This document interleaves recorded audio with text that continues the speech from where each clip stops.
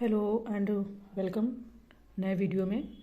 तो मैं आप सब लोगों से माफ़ी मांगती हूँ क्योंकि मेरी कोशिश हमेशा रहती थी कि मैं फुल वीडियो डाल पाऊँ, यानी कि पूरी एक कई बार ना परिस्थितियाँ सही नहीं होती हैं तो मजबूरी में मुझे डालना पड़ा जो कम क्वेश्चन के साथ में।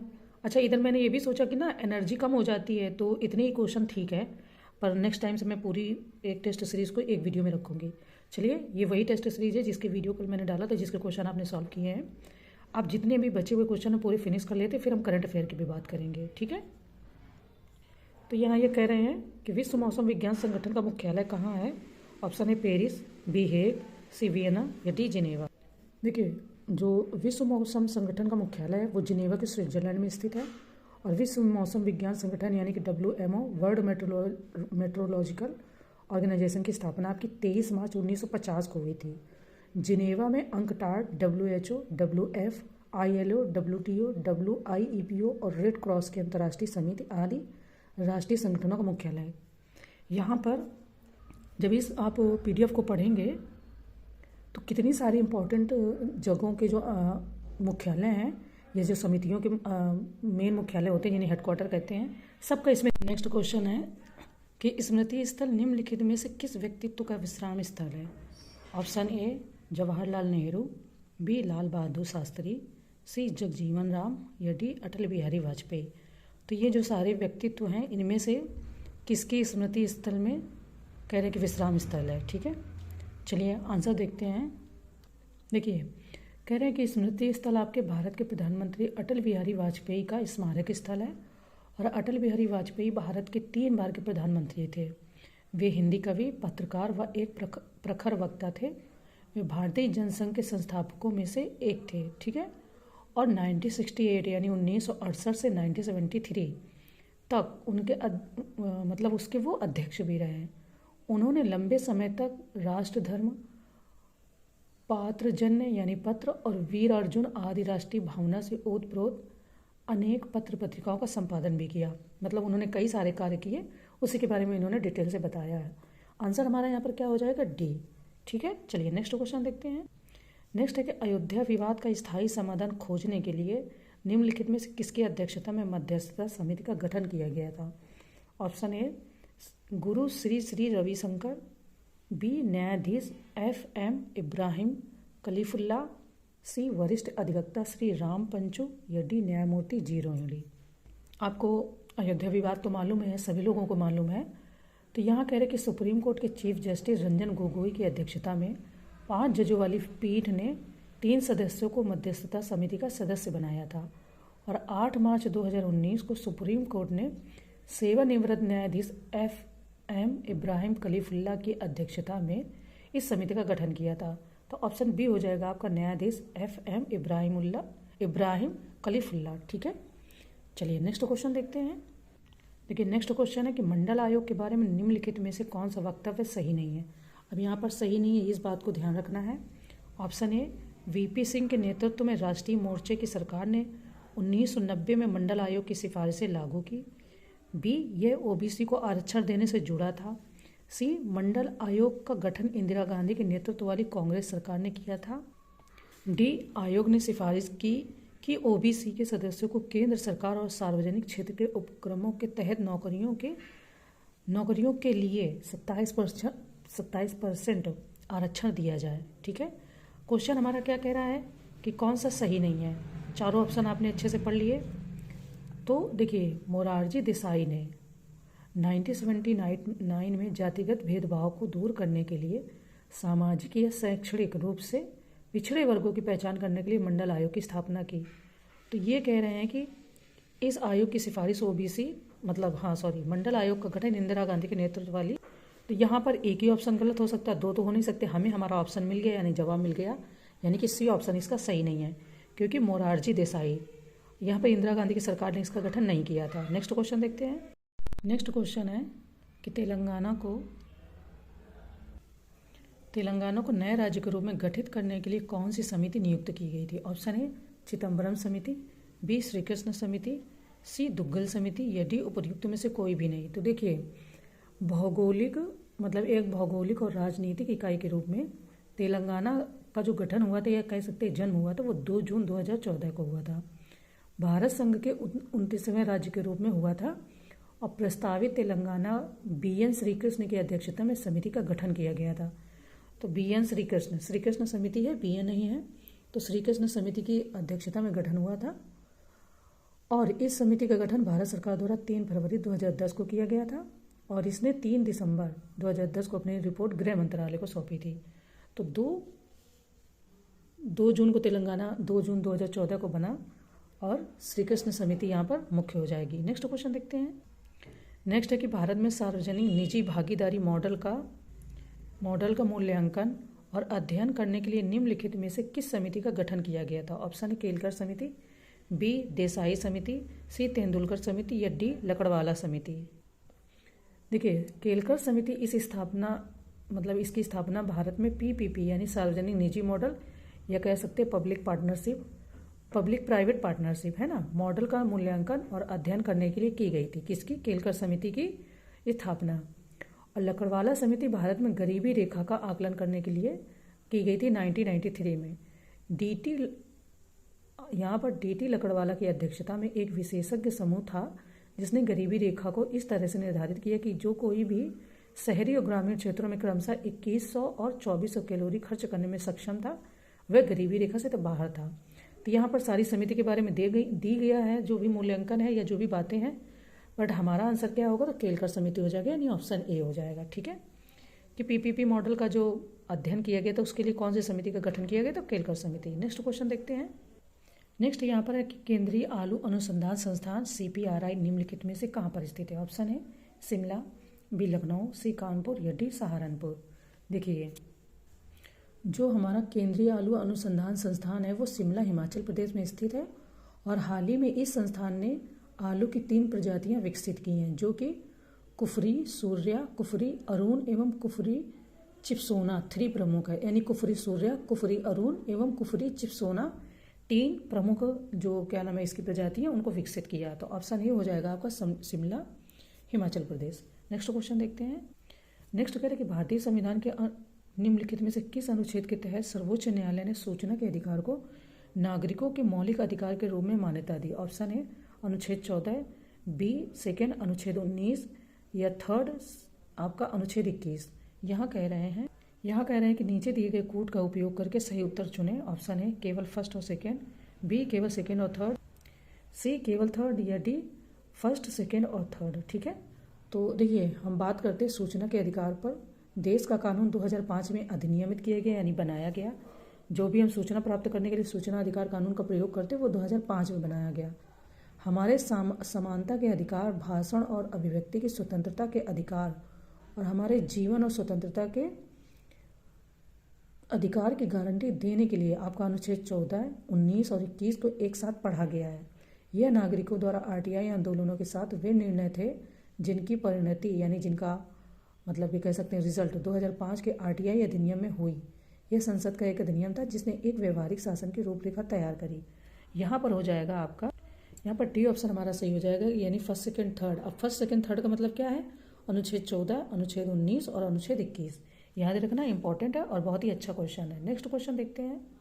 देखिए, नेक्स्ट क्वेश्चन है कि निम्नलिखित में से कौन संविधान के तहत राज्य के नीति निर्देशक सिद्धांत के रूप में सूचीबद्ध है या है? ऑप्शन ए 6 वर्ष से कम उम्र के बच्चों की प्रारंभिक बचपन की देखभाल और शिक्षा। सेकेंड, राज्य द्वारा पोषण स्तर और जीवन स्तर को ऊपर उठाना और सार्वजनिक स्वास्थ्य में सुधार करना।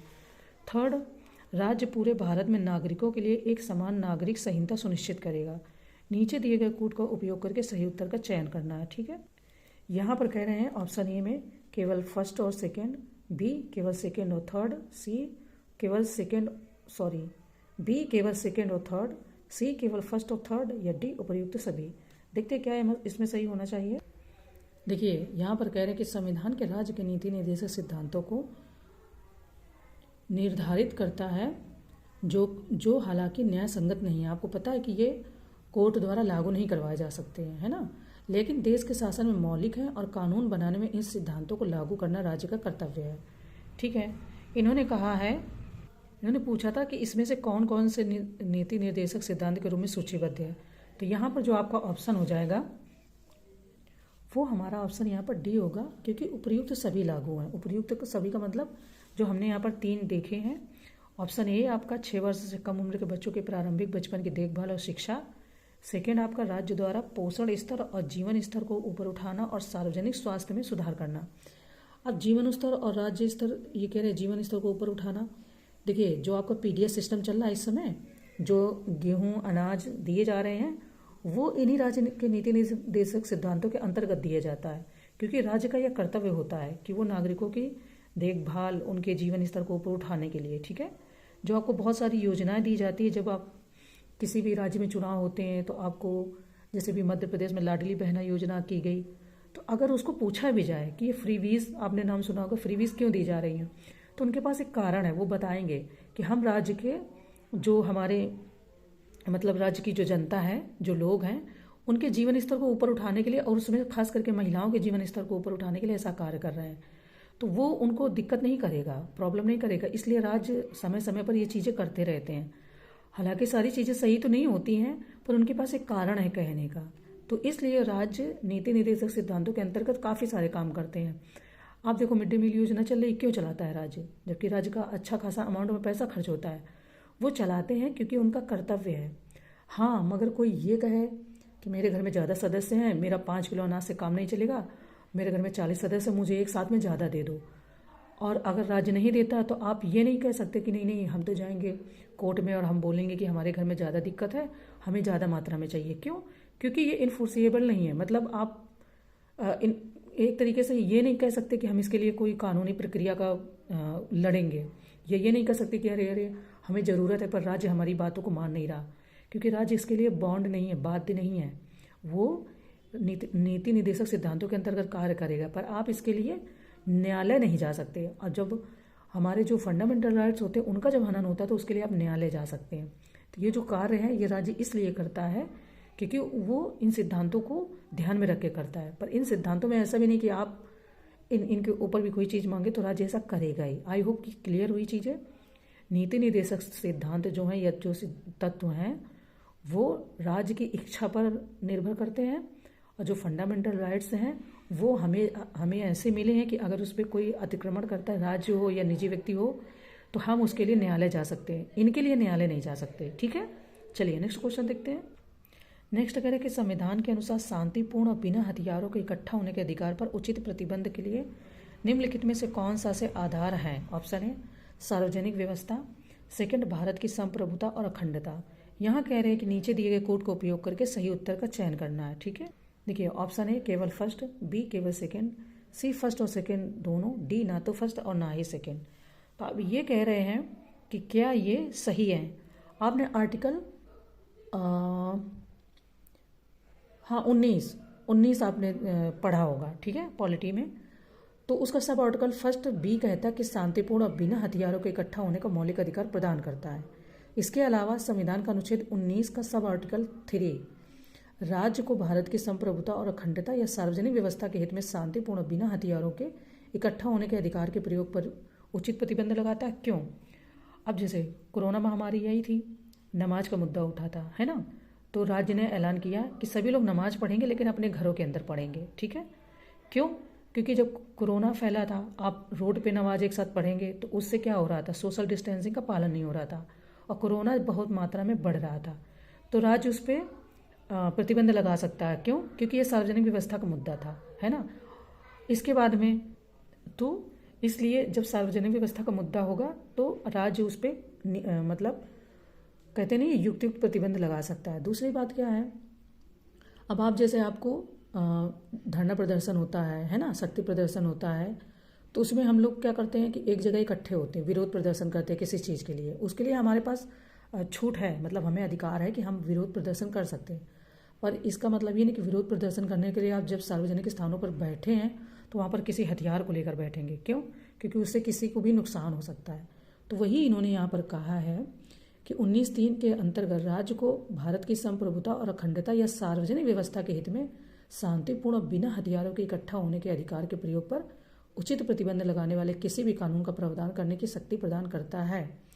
सुप्रीम कोर्ट ने भी हाल ही में कहा कि विरोध प्रदर्शन करने के लिए सार्वजनिक स्थानों पर अनिश्चित काल तक कब्जा नहीं किया जा सकता है। ठीक है, तो अब जब इसको जहाँ से आपने पढ़ा है वहाँ पर जाकर आप दोबारा इसको चेक करेंगे तो आप पाएंगे कि आपका जो कॉन्सेप्ट है वो बहुत क्लियर हो गया है। ठीक, यहाँ पूछ रहे हैं कि कौन सा इसमें सही है, तो इसमें आपका ऑप्शन फर्स्ट और सेकंड दोनों सही है। ओके, नेक्स्ट है कि निम्नलिखित कथनों पर विचार करें। ऑप्शन है, भारत का संविधान किसी आरोपी को जबरन स्वयं अपने विरुद्ध साक्षी होने के विरुद्ध मौलिक अधिकार प्रदान करता है।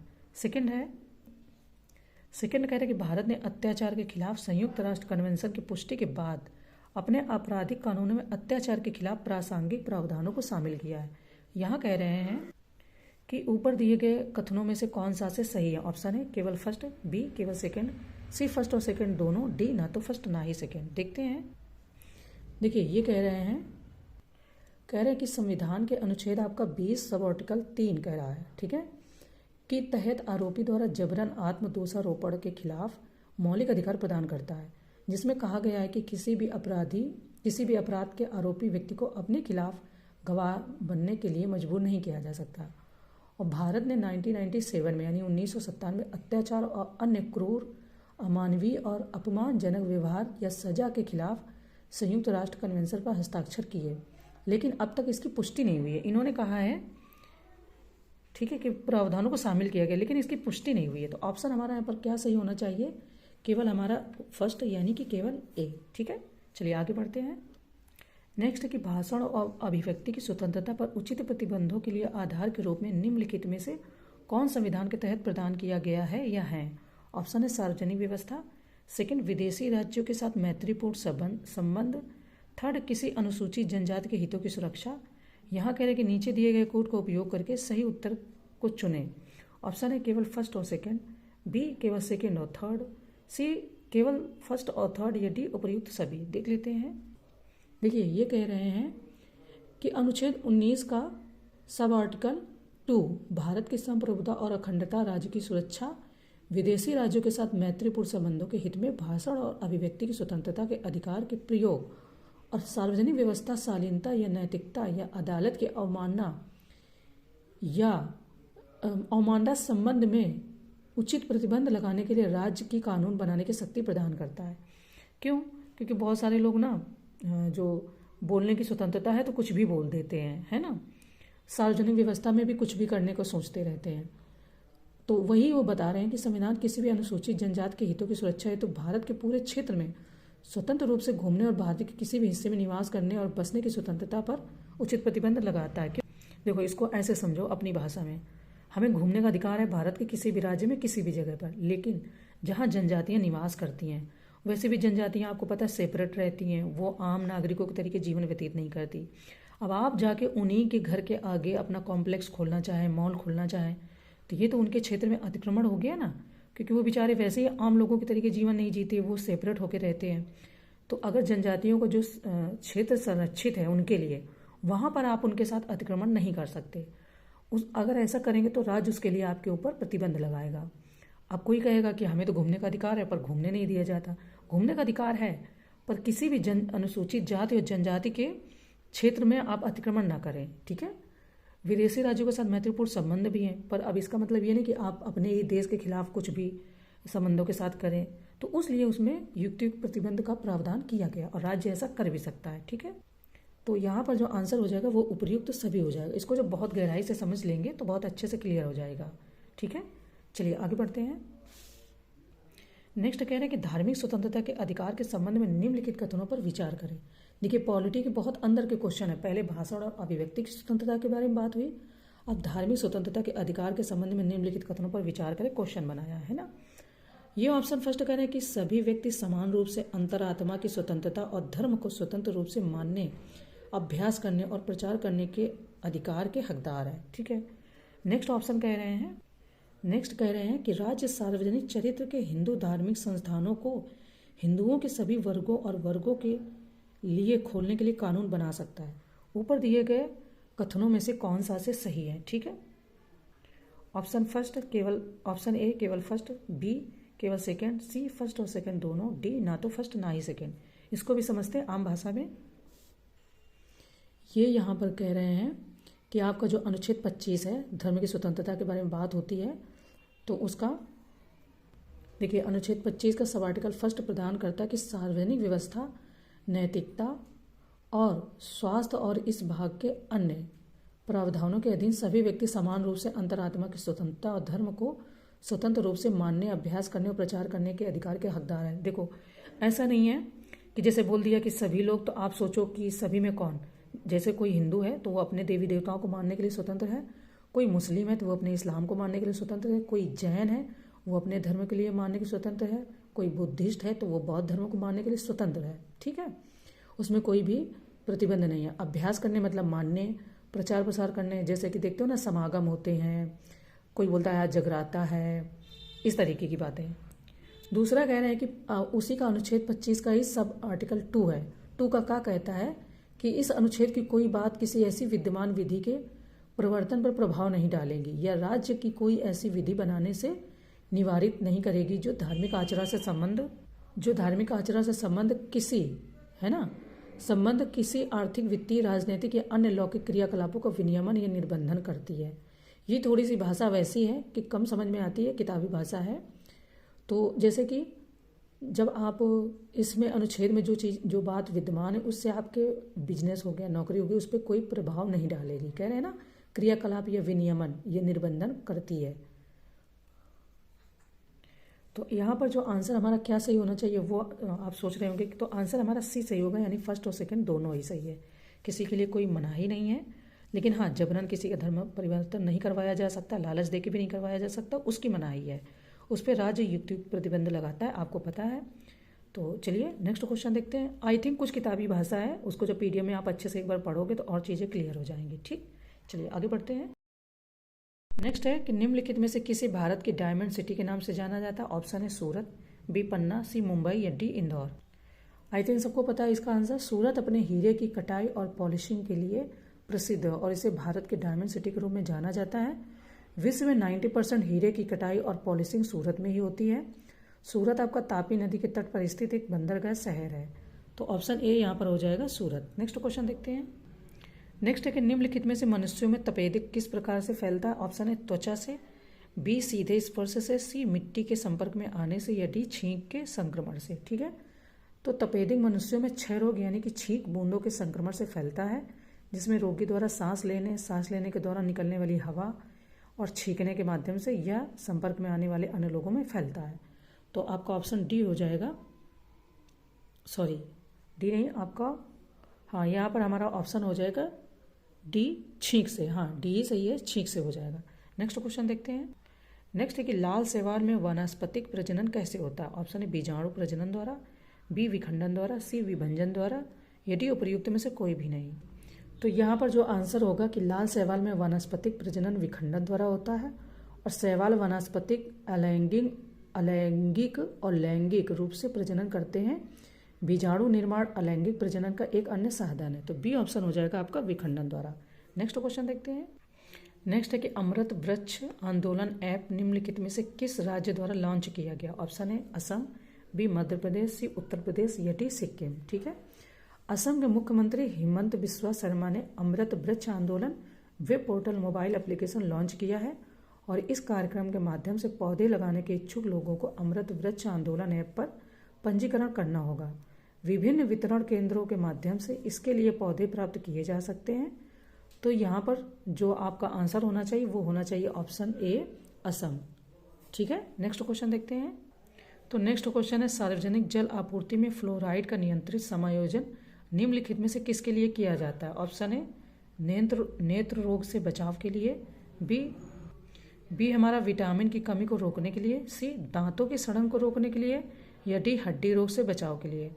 ठीक है, कह रहे हैं कि सार्वजनिक जल आपूर्ति में फ्लोराइड का नियंत्रित समायोजन जो किया जाता है वो आपका फ्लोराइड की नियंत्रित मात्रा है और इसका उपयोग जो किया जाता है वो दांतों की सड़न को रोकने के लिए किया जाता है। तो फ्लोराइड युक्त टूथपेस्ट का उपयोग करके सामयिक फ्लोराइड दैनिक आधार पर प्राप्त किया जा सकता है। तो सी ऑप्शन हो जाएगा दांतों की सड़न को रोकने के लिए। ठीक है, चलिए आगे बढ़ते हैं। नेक्स्ट है कि निम्नलिखित में से किस बीमारी या स्थिति के पीछे खराब स्वच्छता स्थितियां संभावित कारण नहीं हो सकती। ऑप्शन है पोलियो, बी वात रोग, सी आंत्र ज्वर या डी हैजा। देखिए जो ये पूछ रहे हैं क्वेश्चन में, तो खराब स्वच्छता स्थितियां वात रोग यानी गठिया के पीछे संभावित कारण नहीं है या नहीं हो सकती। गठिया के मुख्य लक्षण जोड़ों में दर्द और अकड़न है जो आमतौर पर उम्र के साथ होता है। ऑस्टियोआर्थराइटिस और रूमेटॉइड गांठिया के सबसे आम प्रकार हैं। तो बी ऑप्शन आपका हो जाएगा वात रोग। आगे बढ़ते हैं, नेक्स्ट क्वेश्चन देखते हैं।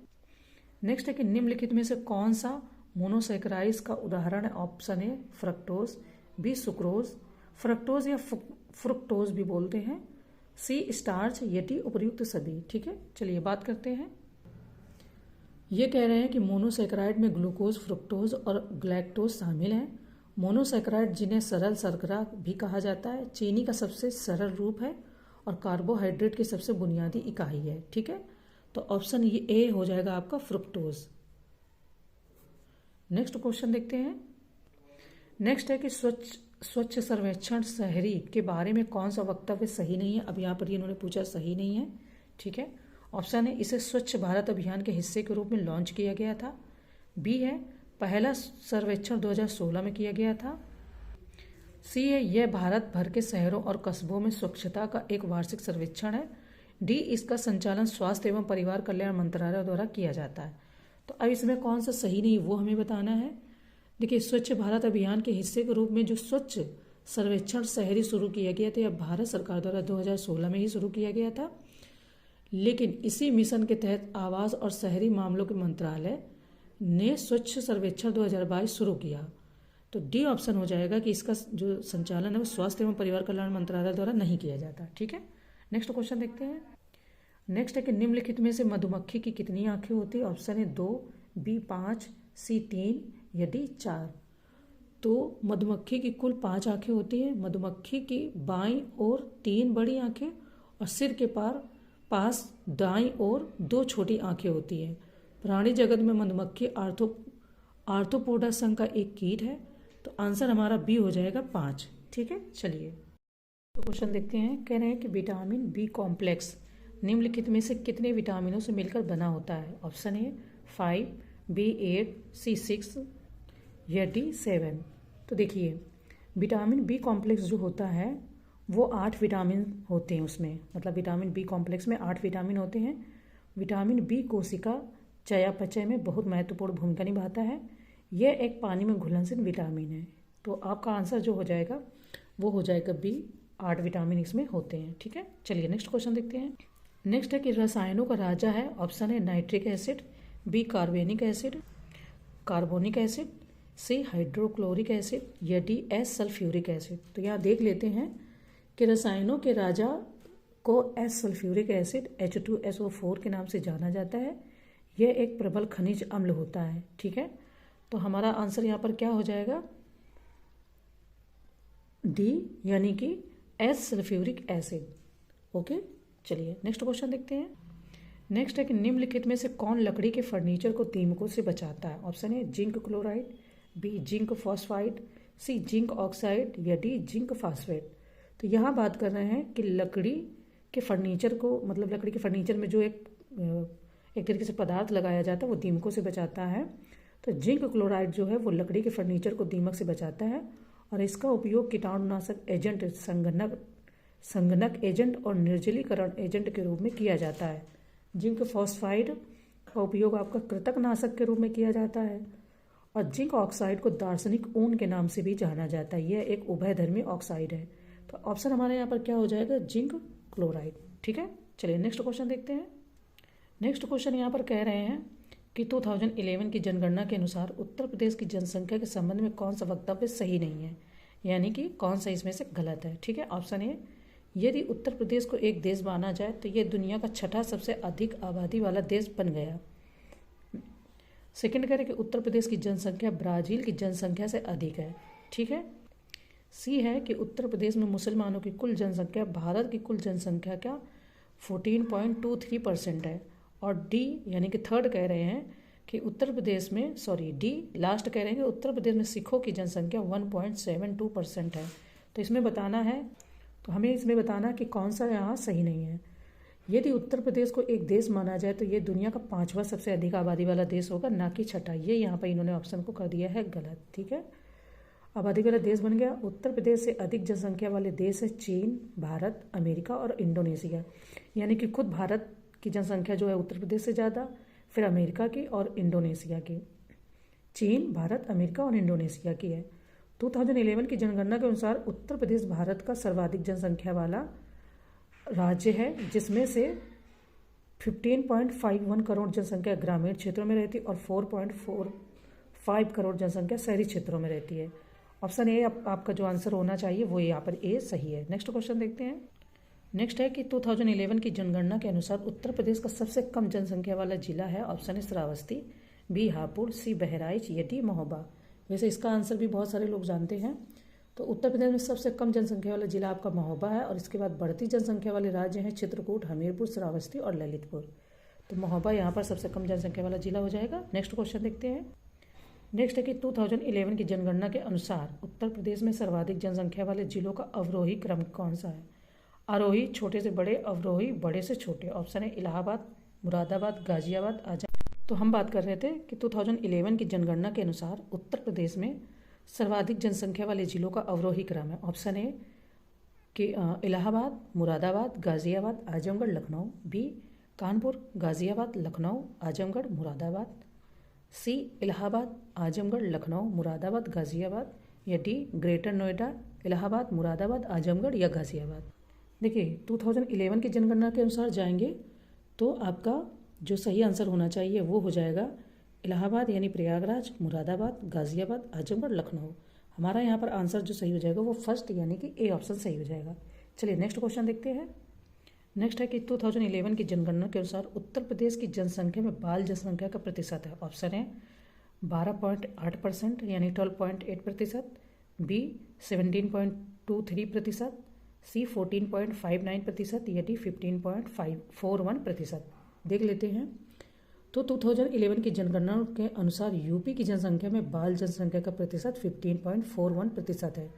जो संख्या में लगभग कुछ डिजिट हैं वो देख लीजिएगा। वर्ष 2011 की जनगणना के अनुसार उत्तर प्रदेश की कुल जनसंख्या डिजिट में है और उनके अनुसार कुल आबादी भी आपकी है, जिनमें से क्रमशः पुरुष और महिला जनसंख्या इतनी इतनी है। तो साल 2001 से लेकर 2011 तक की अवधि में उत्तर प्रदेश की कुल जनसंख्या वृद्धि दर 20.23% थी। लेकिन यहाँ पर इन्होंने बाल जनसंख्या पूछी यानी छोटे बच्चों का, तो वो हो जाएगा आपका डी ऑप्शन। ठीक है, चलिए नेक्स्ट क्वेश्चन देखते हैं।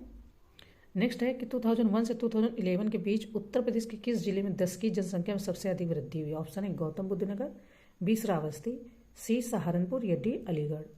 तो 2001 से 2011 की अवधि में गौतम बुद्ध नगर जिले में सबसे अधिक जनसंख्या वृद्धि हुई और इसकी 10 की जनसंख्या वृद्धि दर 49.1% थी। ठीक है, तो ऑप्शन ए हो जाएगा आपका गौतम बुद्ध नगर। नेक्स्ट क्वेश्चन देखते हैं। नेक्स्ट क्वेश्चन है कि निम्नलिखित में से कौन सा महाजनपद उत्तर प्रदेश में स्थित नहीं था?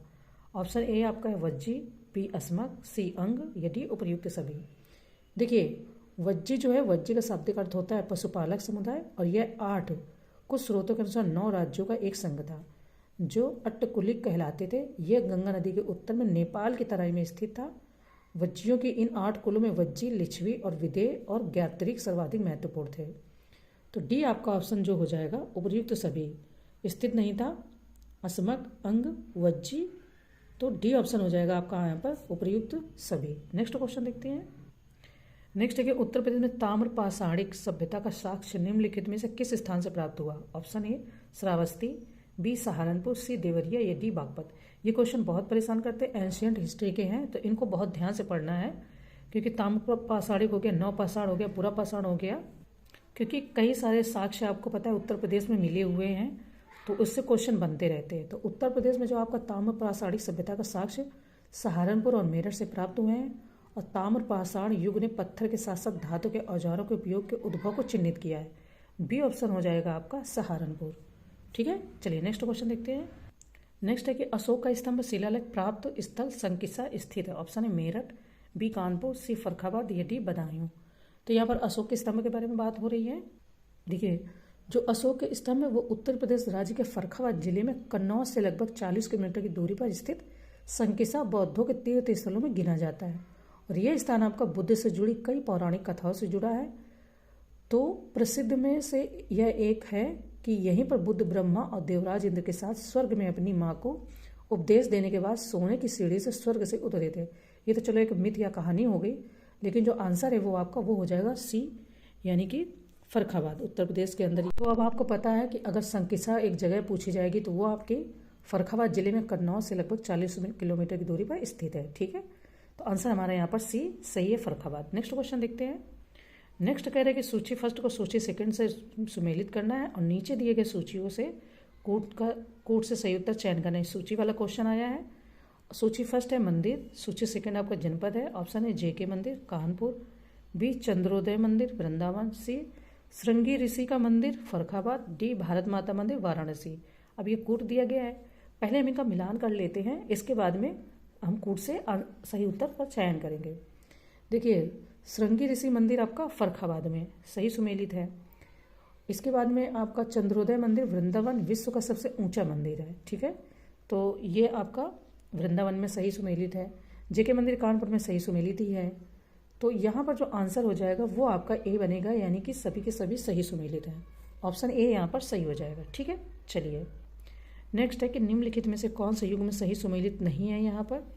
ठीक है, ऑप्शन ए वासुकी मंदिर मथुरा, बी पाताल मंदिर प्रयागराज, सी वाराह भगवान मंदिर एटा, या डी बाबा सोमनाथ मंदिर वाराणसी। ठीक है, यहाँ पर भी इन्होंने पूछा है कि इसमें से कौन सा सुमेलित नहीं है, वो बात करनी है। देखिए ये यहाँ पर कंफ्यूज नहीं होइएगा, बाबा सोमनाथ मंदिर वाराणसी में नहीं होगा। क्यों? ये आपका उत्तर प्रदेश में देवरिया में स्थित है, उत्तर प्रदेश राज्य के देवरिया जिले में स्थित है, क्योंकि जो वाराणसी में वो बाबा विश्वनाथ का मंदिर है। ठीक है, तो इस बात को ध्यान रखना।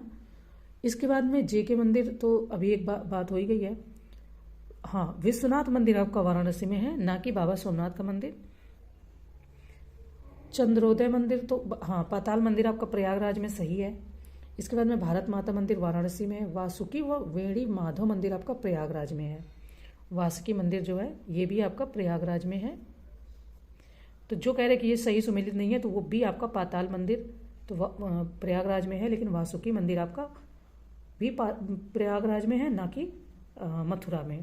तो आंसर हमारा यहाँ पर हो जाएगा ए सही सुमेलित नहीं है। चलिए आगे बढ़ते हैं, नेक्स्ट क्वेश्चन देखते हैं। देखिए इस क्वेश्चन को ना इस तरीके से कट कर देते। इसमें 2 ऑप्शन गलत दिए गए हैं, लेकिन उन्होंने आंसर सिर्फ डी को बताया कि गलत है, कि हालांकि ये गलत है, ये सही नहीं है, बट यहाँ पर इस वाले मंदिर के बारे में बात की गई है, तो ये क्वेश्चन अपने आप में गलत हो जाता है। यहाँ 2 ऑप्शन दे दिया है, इसको हम डिस्कनेक्ट मतलब कट कर देते हैं। नेक्स्ट क्वेश्चन देखते हैं। नेक्स्ट है कि भारत में पुर्तगालियों द्वारा पहली फैक्ट्री कब स्थापित की गई थी। ऑप्शन है 1503 में, बी 1512 में, सी 1509 में, या डी 1525 में। चलिए पुर्तगालियों के बारे में हिस्ट्री में हम बात कर लेते हैं कि क्वेश्चन हमारा क्या कह रहा है और इसका आंसर क्या होना चाहिए सही। देखिए आंसर तो फिलहाल ए सही होना चाहिए। भारत में यूरोपीय व्यापारिक कंपनियो68 के आगमन का क्रम पुर्तगाली 1498, डच 1605, अंग्रेज 1607, ड्रेन 1616, फ्रेंच 1668 और यूरोपीय शक्तियों में पुर्तगाली व्यापारियों ने पहली बार कह रहे हैं भारत में व्यापारिक केंद्र जो स्थापित किया था। पुर्तगालियों ने अपनी पहली फैक्ट्री 1503 में कोचीन में, दूसरी फैक्ट्री 1505 में कन्नौज में स्थापित की थी। ऑप्शन ए हमारा हो जाएगा सही 1503। लेकिन व्यापारियों के आने का क्रम, कंपनियों के आने का क्रम सब कुछ इसमें दिया है पीडीएफ में, आप बहुत अच्छे से पढ़ सकते हैं, बहुत आपको हेल्प भी करेगी। ठीक है, चलिए नेक्स्ट क्वेश्चन देखते हैं। नेक्स्ट कह रहे हैं कि निम्नलिखित में से किसने सुभाष चंद्र बोस को देश नायक की उपाधि दी थी। ऑप्शन है देशबंधु चित्तरंजन दास, बी पंडित जवाहरलाल नेहरू, सी रविंद्रनाथ टैगोर, डी मोतीलाल नेहरू। ठीक है, तो रविंद्रनाथ टैगोर ने पहली बार सुभाष चंद्र बोस को देश नायक कहा था। सुभाष चंद्र बोस विवेकानंद की शिक्षाओं से अत्यधिक प्रभावित थे और उन्हें अपना आध्यात्मिक गुरु मानते थे। तो सी ऑप्शन हो जाएगा आपका रविंद्रनाथ टैगोर। नेक्स्ट क्वेश्चन देखते हैं। नेक्स्ट है कि होम रूल आंदोलन के बारे में कौन सा वक्तव्य सही नहीं है। अब यहाँ पर भी सही नहीं है, देखते हैं। ऑप्शन है होम रूल लीग के अधिकांश कार्यालय मद्रास में थे, बी एनी बेसेंट ने यंग इंडिया के माध्यम से इसका प्रचार प्रसार किया, सी है कि तिलक ने होम रूल लीग की स्थापना सितंबर 1916 में की थी, एंड डी है कि इसका उद्देश्य ब्रिटिश राज के तहत स्वशासन की प्राप्ति था। देखते हैं इसमें से कौन सा गलत है। देखो जो इसमें सही नहीं है वो आपका सी नहीं सही है। क्यों? इन्होंने कहा कि तिलक ने होम रूल लीग की स्थापना सितंबर 1916 में की थी, तो आंसर है कि होम रूल लीग की स्थापना सबसे पहले आयरिश नेता रेडमंड के नेतृत्व में आयरलैंड में हुई थी, जब इंग्लैंड प्रथम विश्व युद्ध में व्यस्त था। उसी समय भारतीय नेता बाल गंगाधर तिलक और एनी बेसेंट ने आयरलैंड की तर्ज पर देश में राष्ट्रीय आंदोलन को नया जीवन देने के लिए होम रूल आंदोलन शुरू किया था, या शुरू करने का फैसला लिया था। ठीक है, तो इसलिए 23 अप्रैल 1916 को तिलक ने पुणे में होम रूल लीग की स्थापना की और उसके 5 महीने बाद सितंबर 1916 में इन्हीं बेसन ने मद्रास में Akhil Bharatiya home rule league की स्थापना की। इन्होंने यहाँ पर तिलक जी को बता दिया 1916, है ना, जबकि उन्होंने इसकी 1916 में ही की थी, पर पहले की थी। तो इस तरीके से सी ऑप्शन हमारा यहाँ पर गलत है। नेक्स्ट क्वेश्चन देखते हैं। नेक्स्ट है कि लोअर बर्मा या पेगयू को भारत में किसने मिलाया था? ऑप्शन है lord William Bentinck, B lord Dalhousie, C lord Auckland या डी लॉर्ड एमहर्स्ट। चलिए देखते हैं। आपका जो लोअर बर्मा है या पेगयू को 1852 में लॉर्ड डलहौजी के कार्यकाल के दौरान भारत में मिला लिया गया था और उसने वेबगत के सिद्धांत के द्वारा सतारा, जैतपुर, संबलपुर, जयपुर, झांसी सहित कई राज्यों पर कब्जा किया था। तो बी हो जाएगा लॉर्ड डलहौजी। नेक्स्ट क्वेश्चन देखते हैं।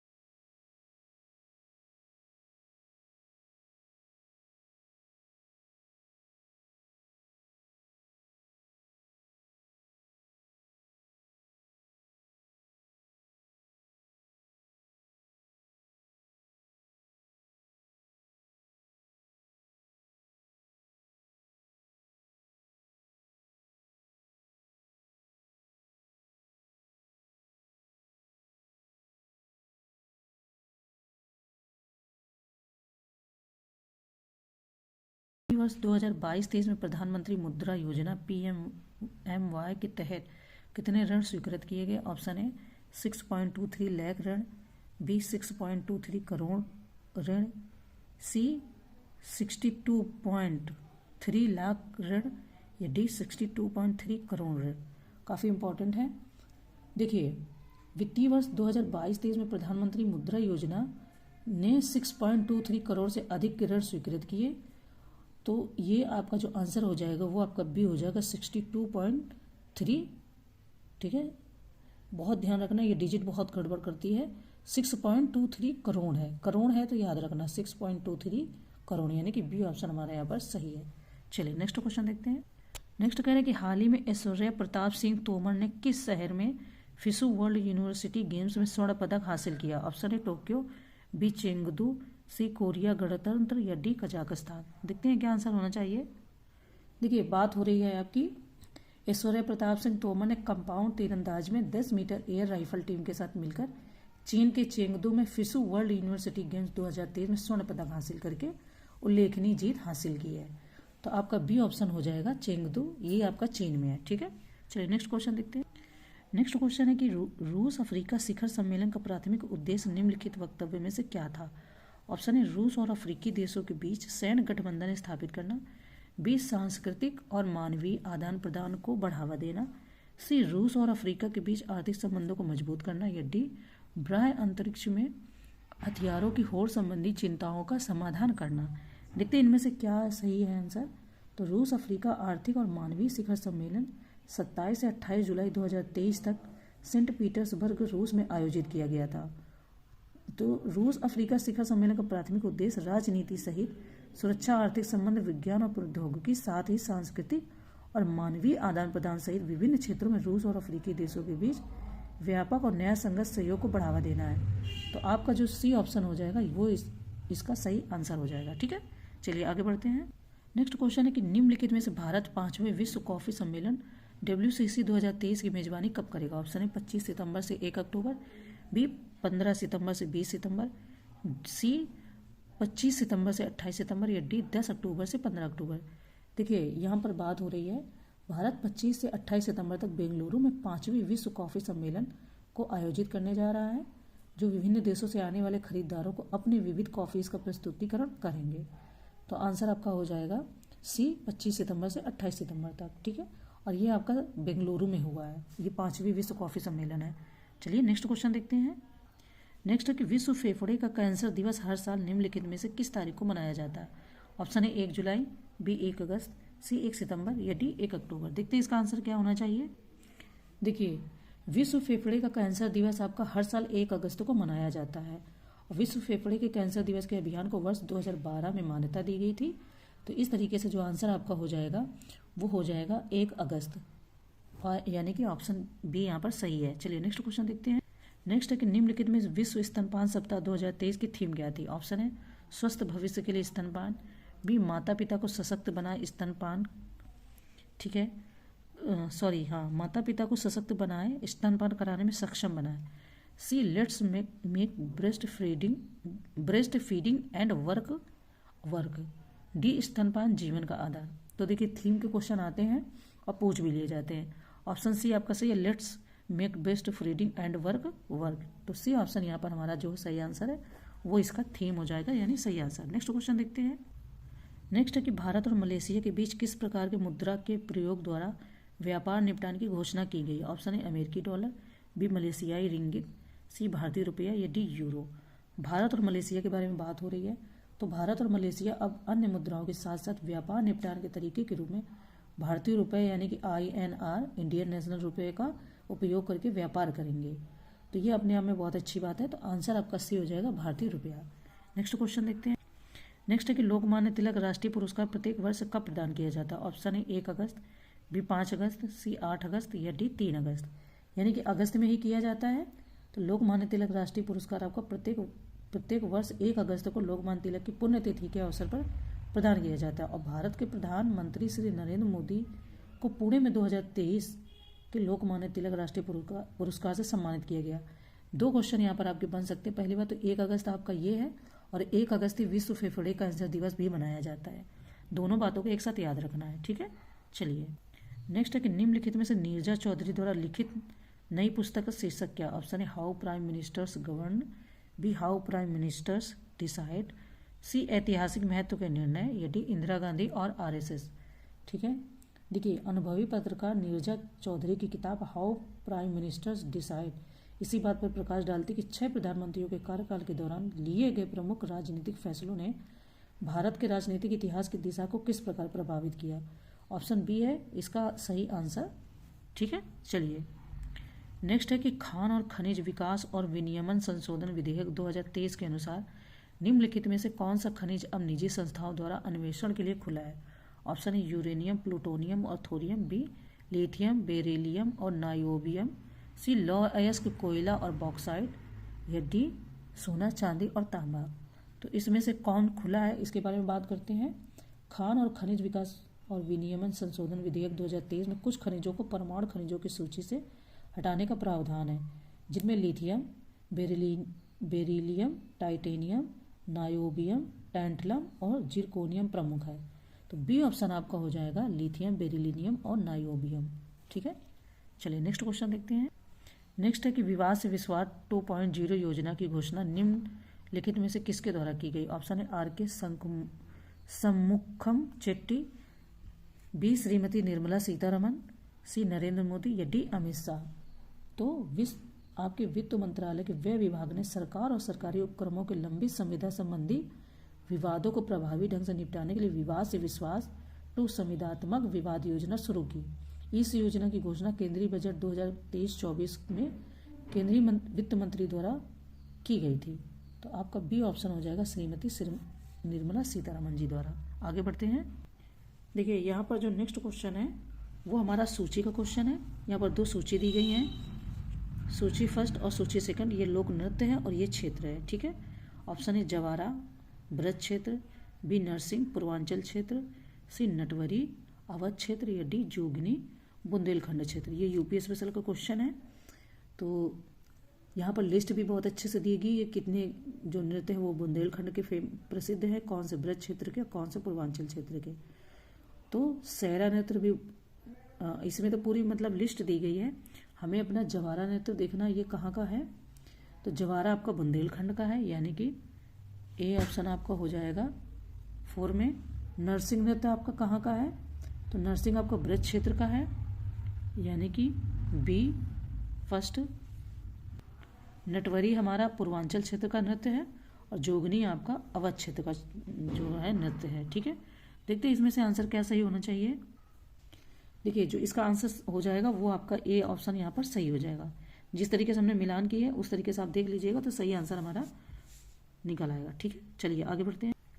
नेक्स्ट है कि हाल ही में प्रधानमंत्री नरेंद्र मोदी ने वीडियो कॉन्फ्रेंसिंग के जरिए देश भर के कितने रेलवे स्टेशनों के पुनर्विकास की आधारशिला रखी। ऑप्शन ए 408, बी 508, सी 608, या डी 708। तो प्रधानमंत्री नरेंद्र मोदी जी ने वीडियो कॉन्फ्रेंसिंग के जरिए देश भर के 508 रेलवे स्टेशनों के पुनर्विकास की आधारशिला रखी है, और ये 508 स्टेशन जो है वो आपके 27 राज्यों और केंद्र शासित प्रदेशों में फैले हुए हैं।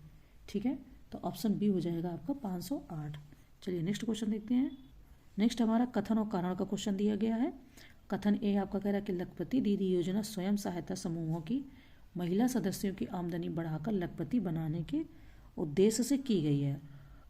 कथन आपका कह रहा है कि राष्ट्रीय ग्रामीण आजीविका मिशन के तहत संचालित इस योजना के तहत समूह की महिलाओं को रोजगार उपलब्ध कराने के साथ ही अपना उद्यम शुरू करने के लिए प्रशिक्षण प्रदान किया जाएगा।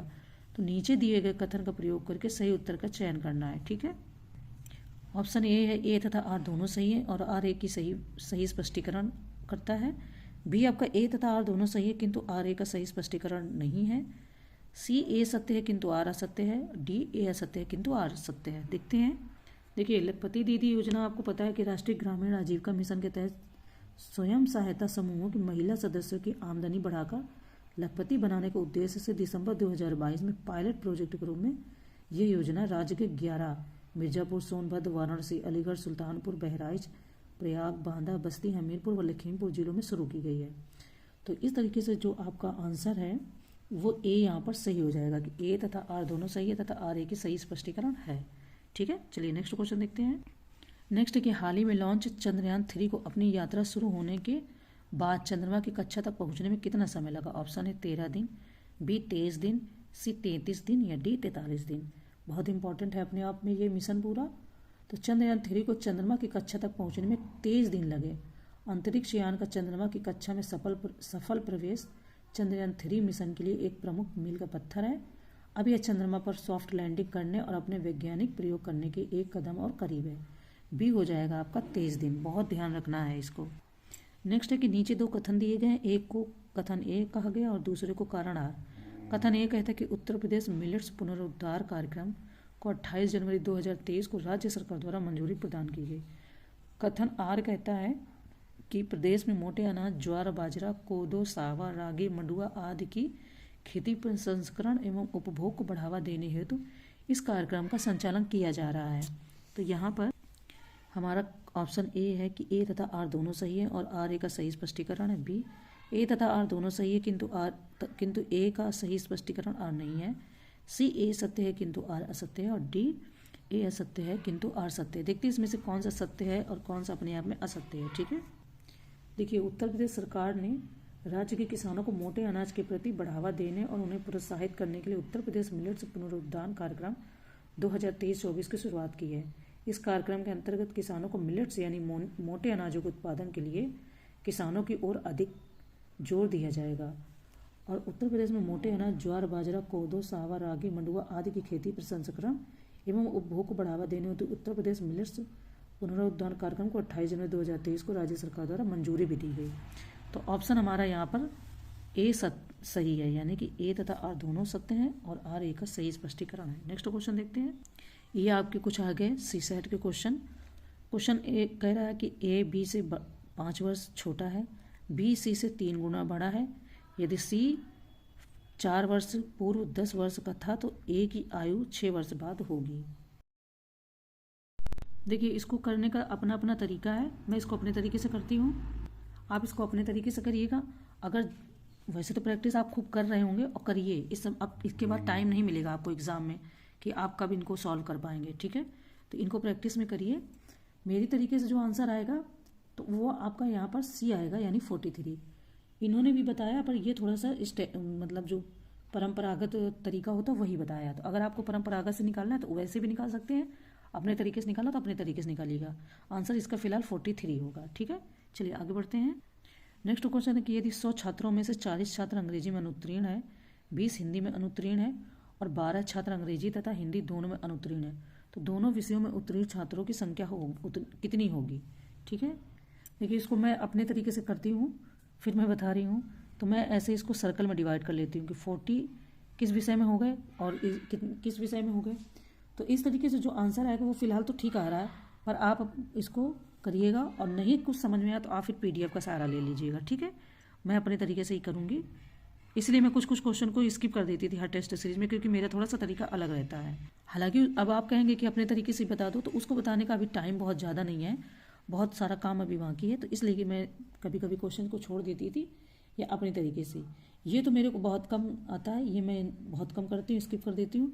आंसर इसका फिलहाल 216 घन होगा, तो जिसको ये चीज़ आती है वो अपना कर लीजिएगा। यहाँ से मैं आपको रीजनिंग है तो इसको तो बताऊँगी, क्योंकि ये कोड डिकोड का है, तो ये बिना डिकोड के ये पता नहीं चलेगा।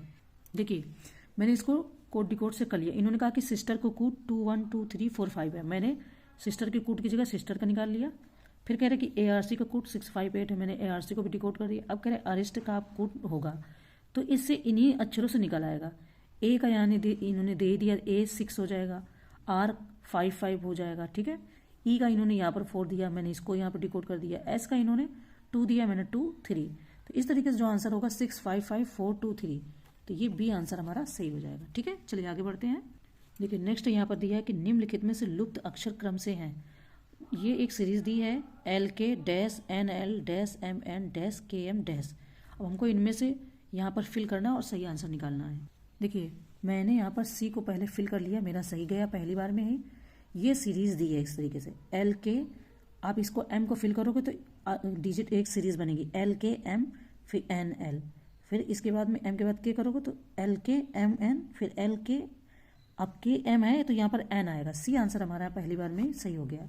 चलिए नेक्स्ट क्वेश्चन देखते हैं। ये भी आपका सीरीज का क्वेश्चन है, मैंने इसको कई बार बताया है, इसको आई होप कि आप बहुत अच्छे से कर सकते हैं, फिर भी एक बार मैं बता देती हूँ।